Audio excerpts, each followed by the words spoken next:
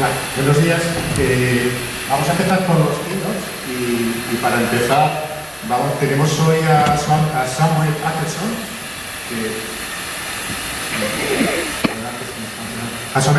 que es arquitecto y creative senior partner de Forsman Bodenfors. Samuel es uno de los creativos más reconocidos que hay en Europa. Ha pasado 8 años por Londres. Ha sido uno de los 8 creativos más premiados según el Club de Creativos de Nueva York, y este último Cannes ha ganado 7 Grammys. Yo creo que es un lujo tenerle aquí. Va a hablarnos sobre cómo es la idea del proceso creativo y cómo se podría hacer para construir la mejor agencia del mundo. Samuel.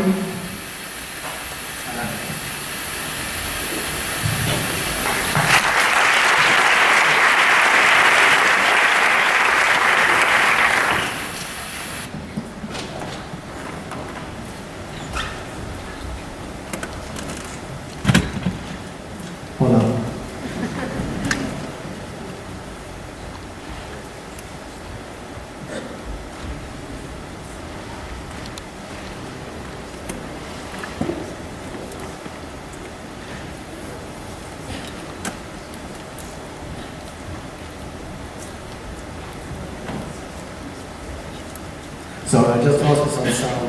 Let's see if I can start that again.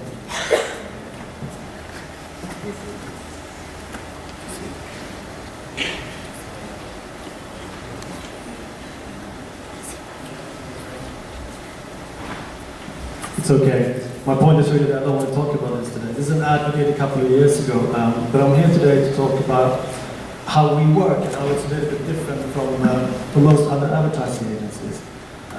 I come from an agency called Forsman Bodenfors in Sweden. Last week it snowed 50 centimeters in Stockholm, so it's a very different place from here. And we were very excited a couple of years ago when we were ranked as one of the best, or in fact the best advertising agency in the world, on the top 3 list with Adam and Eve in London and Dentsu Tokyo. The reason why we were very excited, many reasons. One was the size, because we're a very small advertising agency. There's about 300 people in total, that's including all the subsidiaries. So, our agency, we're about 130 people, which, if you compare it to Adam and Eve, DDB, they're about 42 times the size of us, I think. And then to Tokyo, I think they're 160 times the size of us, 47,000 people. So, for us, it was kind of a big deal to be able to be considered best in the world despite the size. And that's what I'm going to talk a little bit about today, because we have been on that sort of top list of the world for the last 20 years or so, doing very well. And for instance, in Cannes, we've been picking up over 100 lines, 6 Grand Prix this year. We took Grand Prix, winning Grand Prix in the last 3 years in a row in Cannes.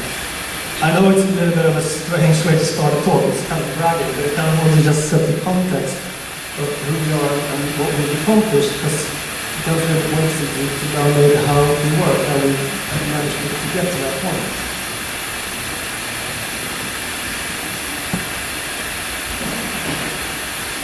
So my name is Samuel Akesson. I'm not the creative director, I'm an art director. In fact, we don't have any creative directors at Forsman Bodenfors.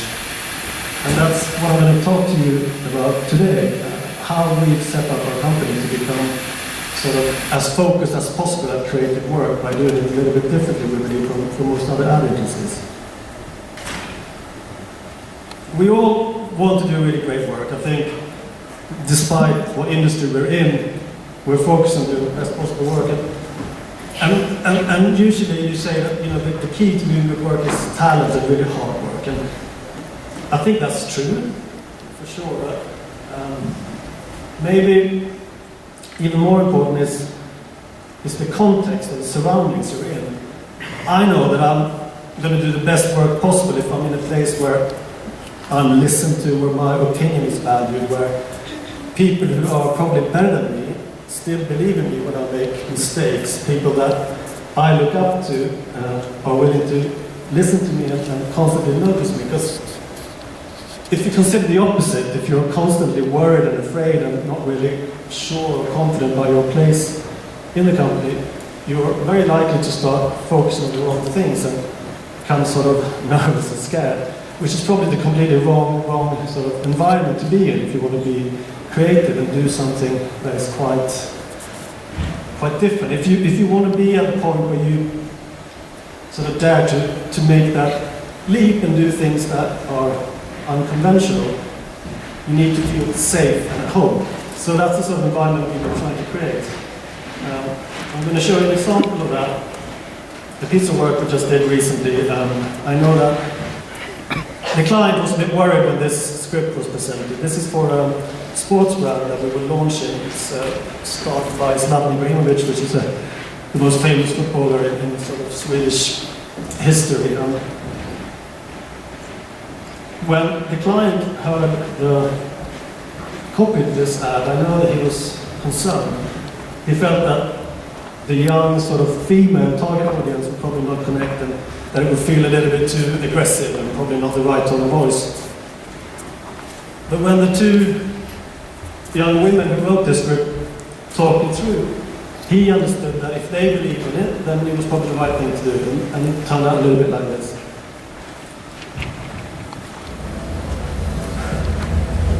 Alright, it will be hard, it will hurt, it will be painful.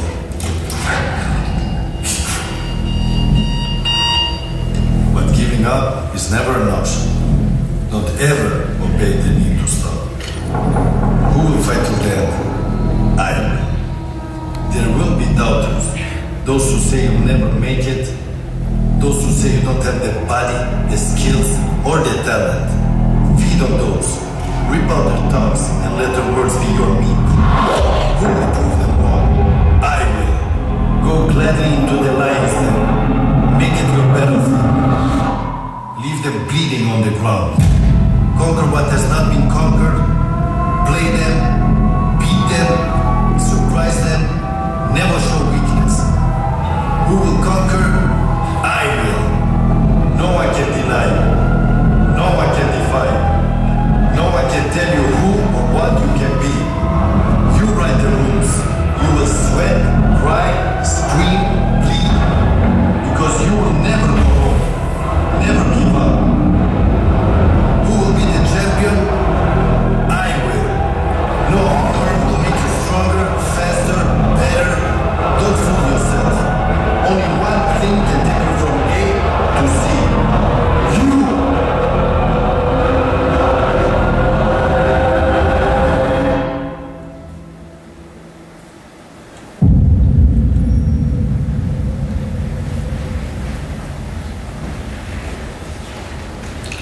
So the question is, how do we create an environment where two young creatives who just graduated from advertising projects a couple of years ago can be completely in charge of the launch of the new brand, setting up the strategy, the creative concept, without a creative director? Well, there isn't really sort of a manual or anything, but there's kind of just one word that we keep coming back to, which is responsibility. Everyone who works on any account at any client is completely and ultimately responsible for the quality of that work. They do not have anyone else to rely to or report to. So if you have the ultimate responsibility, then it's also in your interest to make sure that it goes that way. I think that's kind of the key to the way we work. This is the way we don't work, but it is the way most advertising agencies do work. At the top, there's a chief creative officer, there's the executive creative director, and so on and so on.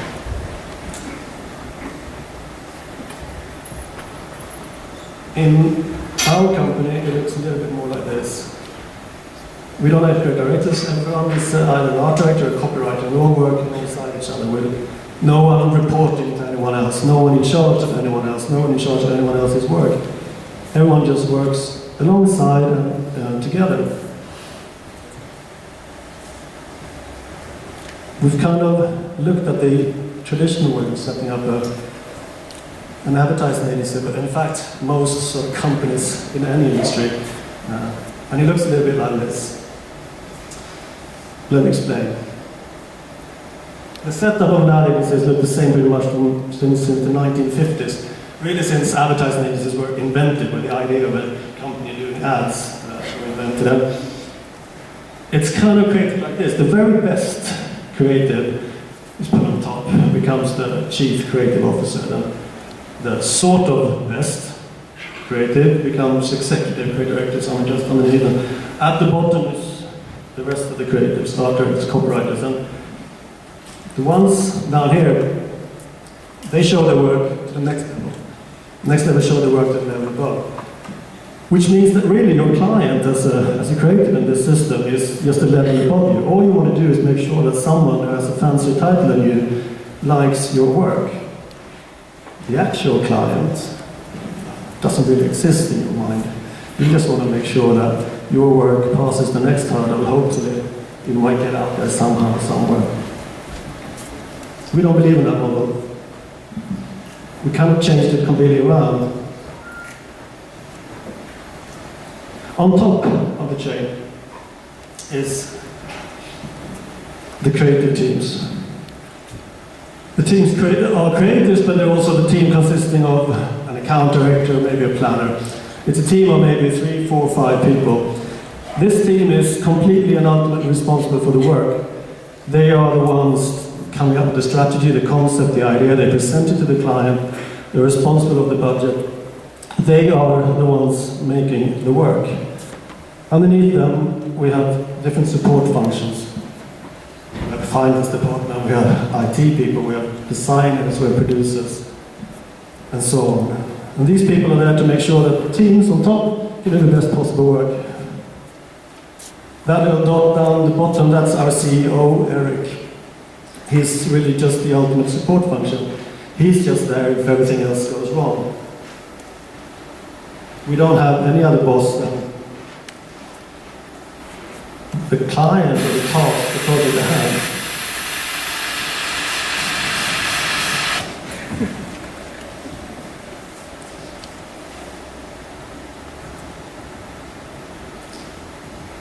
We found that the best possible work never really comes out of the idea of pleasing someone else. The idea of trying to do work that will win an award, trying to do work that will impress your boss, trying to do work that they will talk about online. That tends to not be the right way to go if you want to do something that is really sort of exceptional. So we need to take away all those distractions. And one way of taking that away is by taking away hierarchy. At least that's one thing we can control. A system that isn't built for the best possible ideas. So we've taken that out. Make sure that creatives do what scientists or explorers do. They focus on the problem, trying to come up with the best possible solution to that problem, and nothing else. When you look at an example of the kind of work that come out of that way of thinking. Det är väldigt vanligt att köra allt för fort i närheten av skolor och barnhagar. We go unconscious about driving. We're thinking about what we're going to have for lunch or a meeting we just had.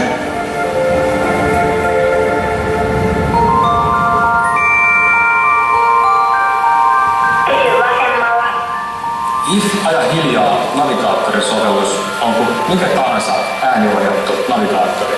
Vaan sillä pienellä erotuksella, että kun sä ajat koulujen, päiväkotien tai jonkun muun paikan lähellä, jossa on pieniä lapsia, se ääniohjaus muuttuu lapsen ääneksi.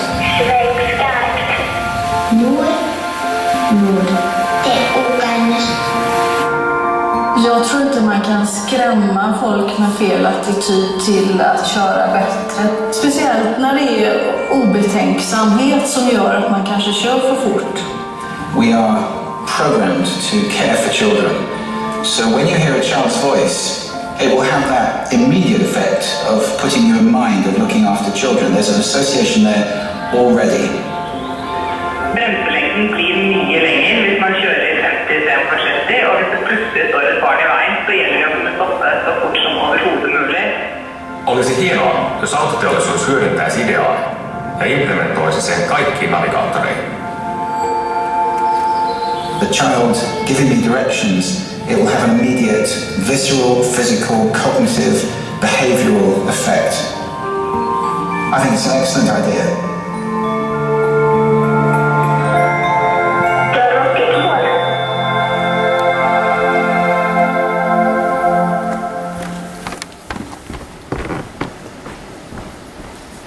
So, how do we then control the idea, the quality of the idea?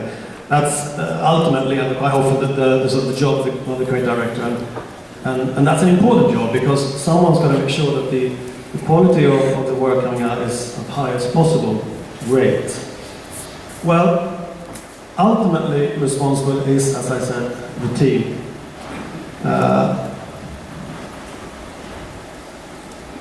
The team makes the final decisions,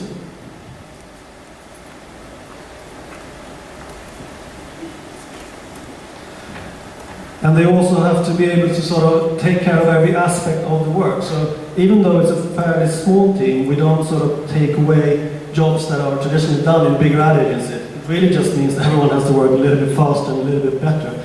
We put sort of quite high pressure on everyone working in the ad agency in Forsman Bodenfors. We know this, but we also find that people thrive in a situation where they are responsible for the work that they do. But we also have what we call the floor. You all have floors in your offices, so you can really practice the same model. It's very simple. The idea is that all the work that we do constantly is shared in the office to everyone. It comes from the sort of back in the days where really most work was print work, so you could print stuff out and put it on the floor and people could look at it. Nowadays it's a bit different, but most ideas still start off with a scribble on a paper or a few words on a paper, so we can put it on a wall on the floor and we can show it to everyone at the office. You can't hide work that you're doing. You have to show it all the time. You have to show it to people you're senior or you're junior. You have to show it to everyone around you, and you have to make sure that people sort of take their time and listen, just as you have to do the same yourself. I know that the team that did the next piece of work, they showed the work on the floor. We do it throughout, from idea stage all the way through offline edits and so on. And when they showed the offline edit to one of the senior partners in the company of the epic split film with Van Damme, he said they have to change the music. The Enya track is completely wrong. It's ruining the whole piece. Luckily they filtered that piece of information because I think that was that piece of advice because I think that was kind of what made the ad. It was very important. Now, like a year or so later, 2 years later, they did another ad for Volvo trucks, and it looks a little bit like this. I'm going to walk up, then I stop there, then I drive. Left and right, back and forth.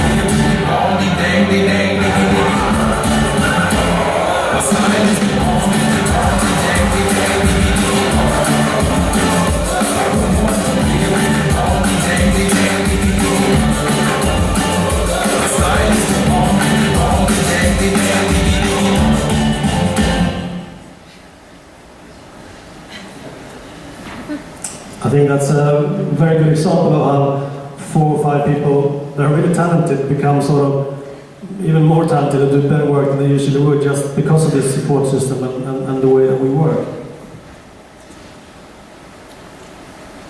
This means that when we look into hire people, we're really looking for people that have a very broad range of skills.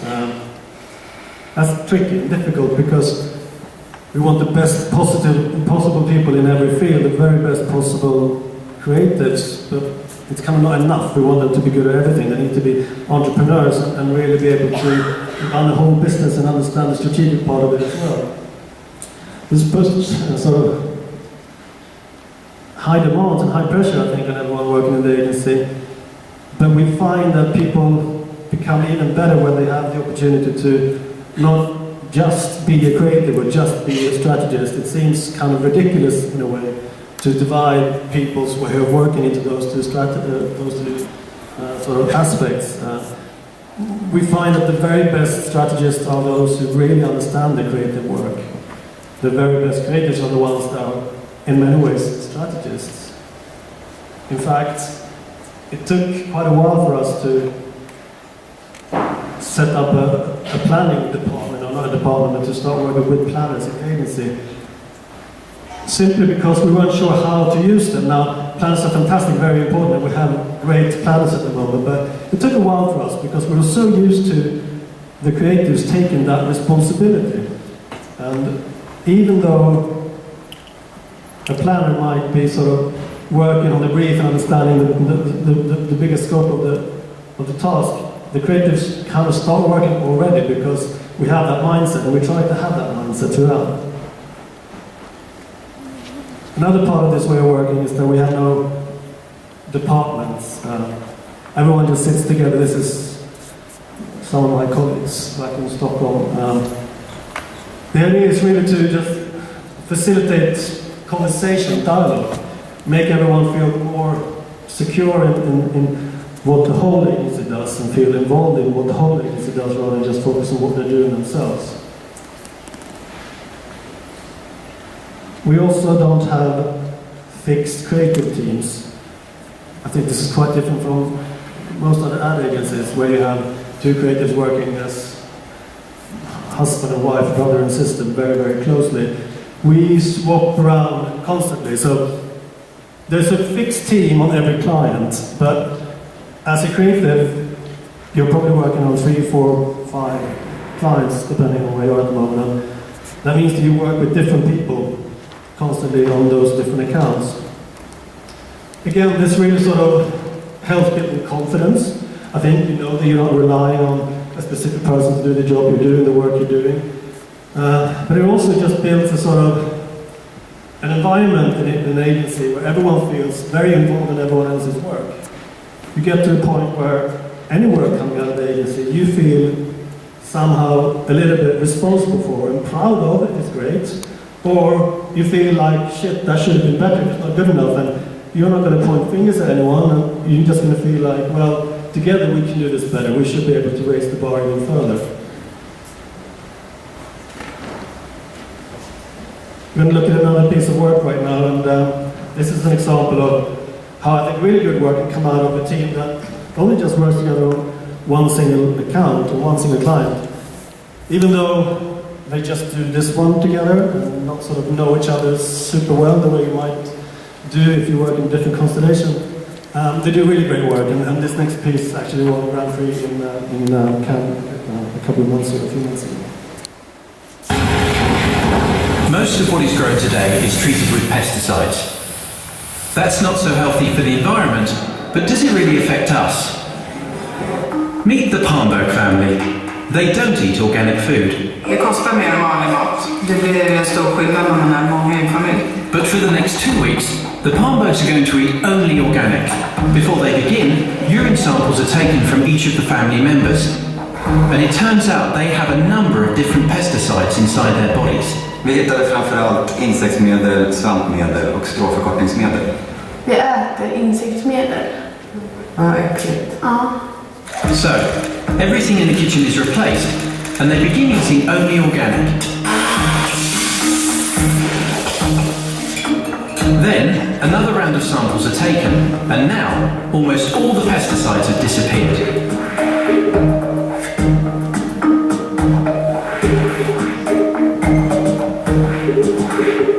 Vi vet ju väldigt lite om långtidseffekter av att äta mat som har besprutats. Speciellt med tanke på att studier har visat att kemikalier i kombination kan vara långt farligare än kemikalier var och en för sig. När man får höra det här så tänker man framförallt på barnen. Det är många kemikalier som har lämnat deras kroppar och jag vill inte ha tillbaka dem med mina barn.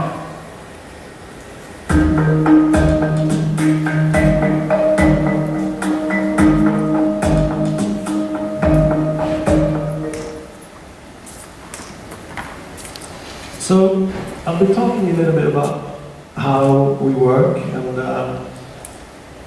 kind of letting in on the secret in a way. And maybe you think it sounds sort of, okay, straightforward, let's just copy that. And you're more than welcome to do so. It is, however, very difficult. I think the collective system puts very high demands on you as creative. First of all, you have to really leave all prestige aside. You can't sort of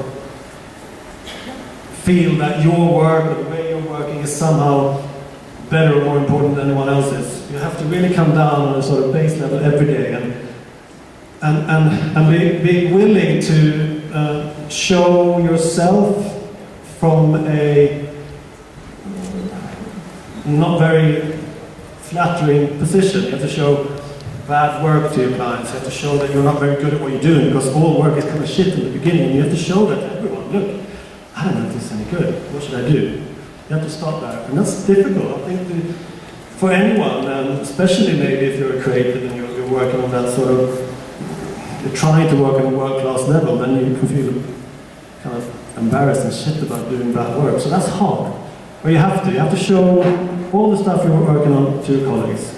And very soon, by doing so, you start realizing that it's the same for everyone. The people you might have been looking up to when you were 23, 24, starting an advertising agency, people who were then 10, 15, 20 years old than you, now you're working alongside them and you realize that every idea they have is also kind of not that great in the beginning, and it only becomes better because we're working on it together. So once those sort of walls are broken down, it starts becoming a little bit easier. You also have to be open to criticism. You can't just say, well, no, I don't want to hear that, I'm not interested. You have to be quiet and listen and try to understand why someone is saying what they are saying about your work. Again, this becomes easier when you know that they're doing it because they want your work to become as good as it possibly can be. So be open to that. It doesn't mean you have to change your mind. You are, like I said before, responsible, ultimately responsible for your work. So it's up to you, but listen. You have to listen. And this goes the other way around too. You have to engage in everyone else's work. Again, this is difficult because you're busy, you're focused on what you're doing, yet our collective idea demands you to be involved in everyone else's work. How do you find the time? How do you find the energy? Well, you have to. Because they're giving it to you, so you have to give it to them. So constantly you have to work on what you're doing, but also literally walk around the agency. The floor is all there, it's on the walls. Talk to everyone, find out what's going on. See if anyone's got a problem, see if anyone's feeling super happy about what they're doing, and see if you think you can do it even better. Engage, try to work, and also speak your mind. Don't be shy or embarrassed about your ideas and thoughts. They might be wrong, they might be bad. I'm not saying anything else, but just say it. You really have to, and do so even though you might be talking to the person that hired you, the person that's worked there 20 years longer than you. You have to speak your mind. This is the way we work. It's the way it works.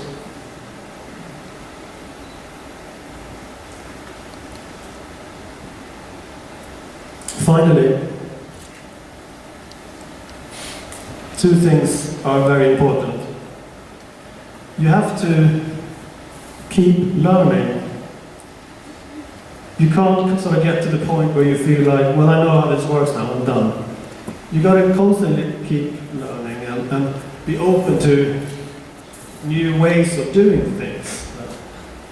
It might sound really obvious, but I don't think it is, because you get comfortable, especially if you've done something right.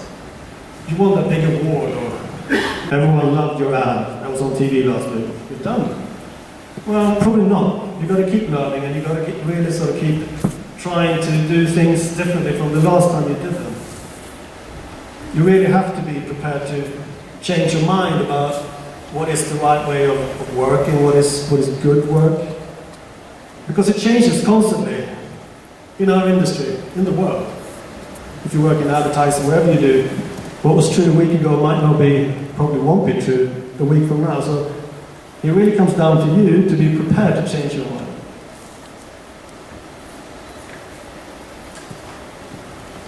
These are the sort of 6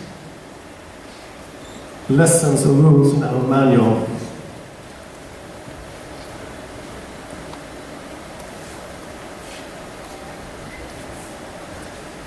There's a fine balance between a sort of human and elitist approach to work, and it's really difficult. We want to be the best. We want to be the best in the world. Our ambition is to be the very best advertising agency in the world. That's our ambition. But we also want to be nice. We want to be friendly. We want to be the people who don't employ the assholes, even though some of the very best creators out there are assholes. Well, they're not welcome. Because we want to balance that out. And that's hard. We're working on it constantly, and we do work that isn't as good as the stuff I've been showing you today, of course, as well. We're really trying to find a balance between good and bad. I'm going to show you one final example of a piece of work that I think is a good example of this, where we've struck a nice balance between an elitist approach and a human approach, a way of trying to do something that really pushes the envelope and changes something, but doing so in a way that comes from the heart. It's a fun piece of work I'm going to show you today. 我是小孩子嘛，自己嫁出去，你一天不结婚，父亲就不死。不要任性，可怜天下父母心啊，挑来挑去的。我和你生命给只说你现在已经是剩女了。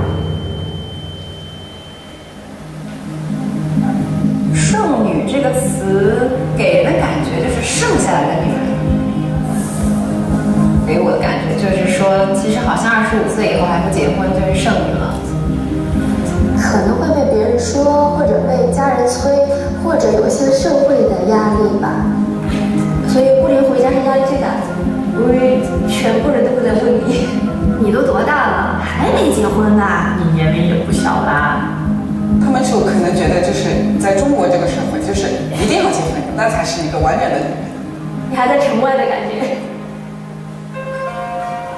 以前男对象，那就人家已经结婚了。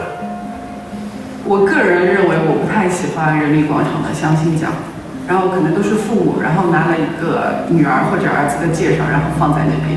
收入啊，工作是什么样子的？有没有房子？有没有车子？挂的招商启事给卖出去是那种。中华儿女嘛，就是孝为当先。因为他反正就不结婚，肯定是就是不孝的一种。以前我总认为我的女儿肯定性格好嘛，能力不是长得太漂亮，一般嘛，所以到现在还是生下来了。渴望真爱，对我还是很渴望爱情。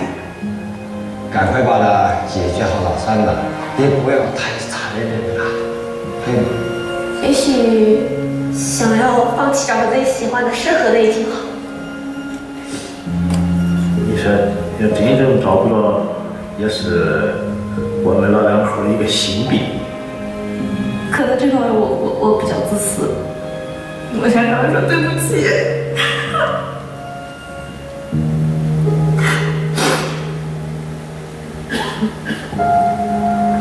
然后我希望我这样的一个状态非常能够得到父母的认可。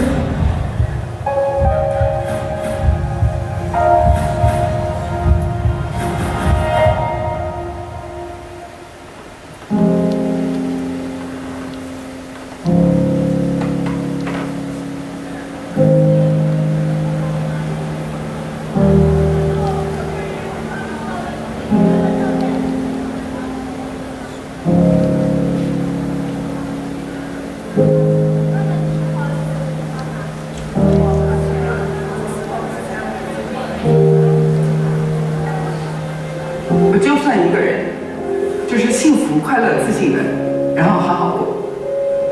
后来想开了之后，我说剩女，那我工作强了，现在有女强人嘛，这么一说的话，直到等到那个对的人，妈妈永远支持。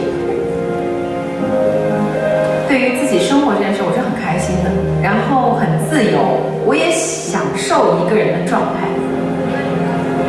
我女儿很美，剩女很光荣啊。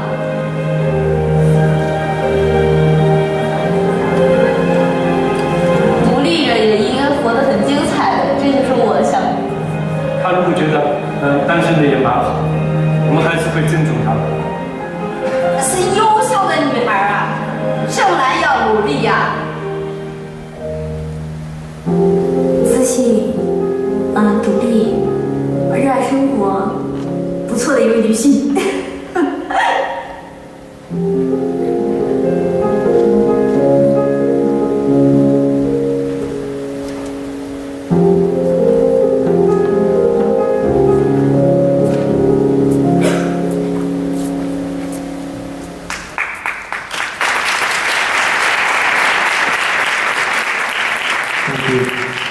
Yeah, that was the last thing I was going to show today. I don't know if this was at all interesting to you, but thank you for listening. It was really nice to be in Madrid, so thank you.